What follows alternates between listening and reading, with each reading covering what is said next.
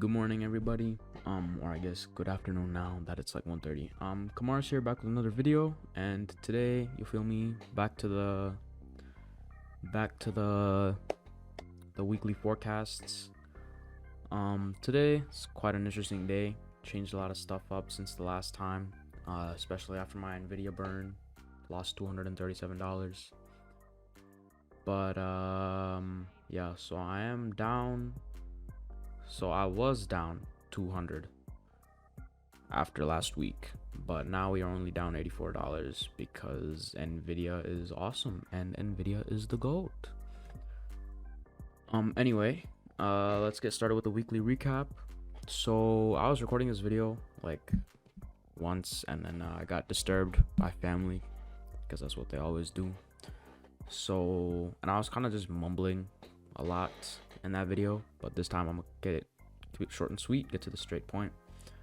Both of my options this week, they expire on the 25th. They are not weekly options, and part of that has to do with gamma risk. I'm trying to avoid gamma risk, and truth be told, to fully avoid gamma risk, you usually go like 30 to 45 days out, like regular option sellers or buyers, or I guess traders. But in my position, I started with like daily expirations, not 0 DTEs, but like 1-2 DTEs, and then I moved on to individual stocks with weeklies, and then here and there I only threw one bi-weekly option, and that bi-weekly option I basically had to do nothing, just because when you follow your risk management, and when your risk management is that good, it just kind of does everything for you.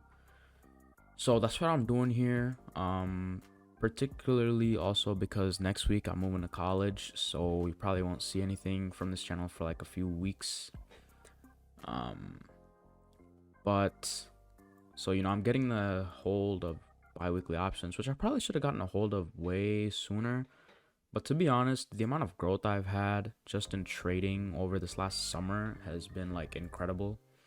So I'm not, I'm grateful. That's all I'm gonna say. So without further ado, let's get straight into the actual positions and talk about it. So on NVIDIA here, after my humiliating loss last week, which could have been totally avoided if I had stuck through with my conviction, I went 2 weeks out, and I'm shorting the 360 put because it is so far out of the money. Like, look at the price difference. It is kind of hard to believe that puts below like 380 have this much volatility and just like straight action and volume. So I entered the 360 put 2 weeks out, and granted, yeah, NVIDIA could go below, it could go to 360 in another 2 weeks, but let's keep it a buck. 23rd, they're gonna find any excuse to pump this stock all the way up, so I don't see it breaking below this demand zone. As you can see, it's already bounced once, but I think the second time, if it does retrace back to this area, it might just break through, because every time that there is a bounce off of like a support or demand zone, more orders get filled, so there's less people to buy it the next time around. So that is something I'm gonna have to keep in watch. But yeah, so I sorted the 360 and I bought the 355, and it was an amazing trade. Because let me go like do a mock trade. Let me go like, I'll go to a different expiration, and let me sell 360 put again. So we gotta scroll a little bit down. So when you go like further out with your timed, like your expiration date, the bid and ask get really wide with certain options. So if I open this up, you can see the wide bid and ask spread. So you could like bargain for more, money. So if I just implement a good strategy, you can see the big price difference already, and then look at this, like $75. Like, you could get up to, yeah, you're gonna have a tough time filling it like I did this morning, but that's just the way of the game. I think I had to re-queue this order at least around 8 times, and I settled for $90, and I entered 3 positions, 270, and I don't know why I closed out of Robinhood, but yeah, we're already up 38%. It was 40%, but you know, little pullbacks here and there, nothing to be afraid of. I might close out of this position in 2 days. We'll see how time decay does.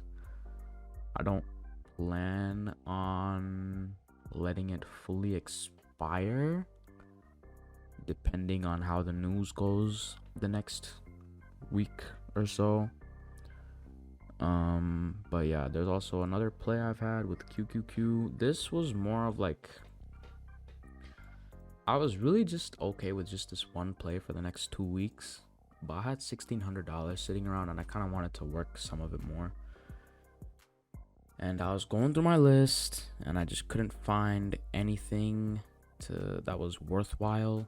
So I just went with QQQ because yesterday I was playing around with some strikes on QQQ and they had good returns.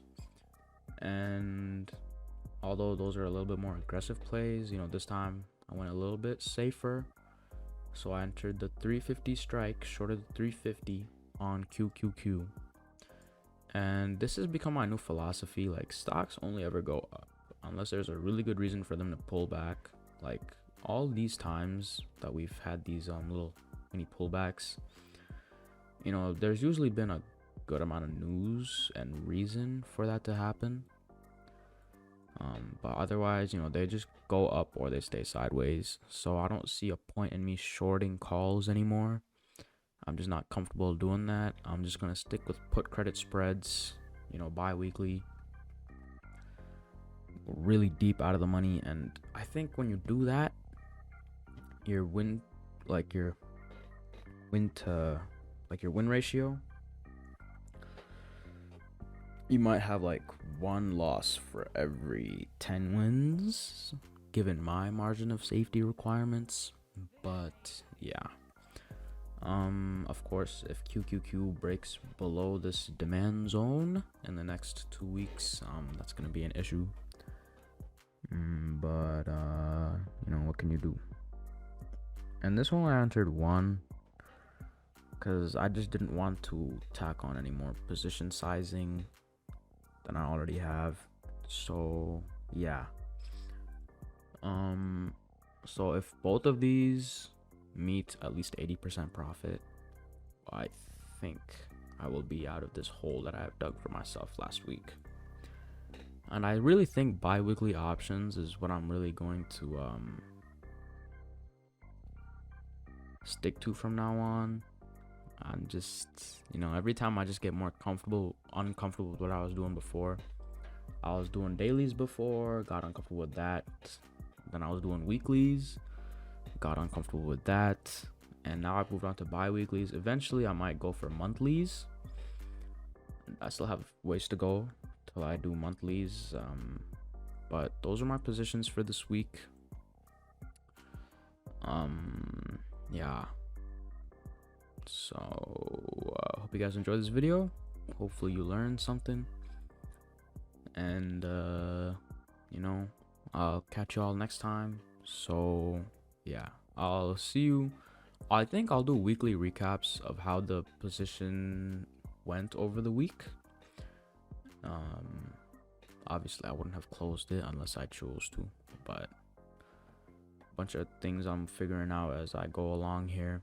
So yeah, I'll see you guys on Friday.